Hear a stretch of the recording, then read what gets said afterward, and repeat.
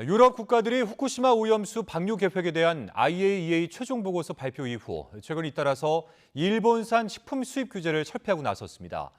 이번 달 중순 이후 수입 규제를 유지하는 나라는 우리나라와 중국 등인데 앞으로 우리나라의 일본산 식품 규제 전망에 관심이 쏠리고 있습니다. 도쿄에서 김세호 특파원이 전하겠습니다. 유럽연합, EU와 노르웨이, 아이슬란드가 2011년 후쿠시마 원전 사고 이후 유지해온 일본산 식품에 대한 수입 규제를 모두 없앴습니다. 일본 정부는 이 같은 움직임에 즉각 환영하고 나섰습니다.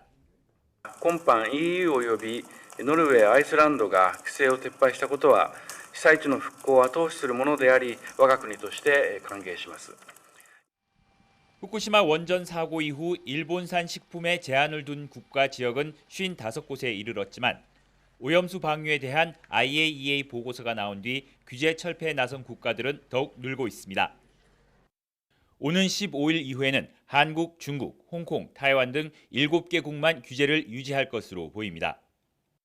우리나라와 타이완 등을 빼면 중국 등 대부분 미국과 같은 서방국과 외교안보, 경제 부문에서 첨예한 대립각을 세우는 곳들입니다. 일단 우리 정부는 오염수 방류의 안전성과 수입 규제 여부는 별개라고 거듭 강조하고 있습니다.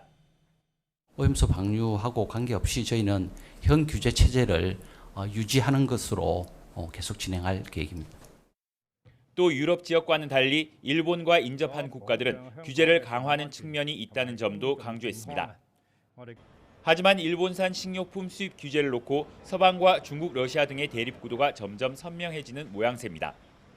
우리 정부로서는 일본산 식료품 수입 규제를 유지하기 위한 명분과 논리에 대한 고심이 더욱 커질 것으로 보입니다.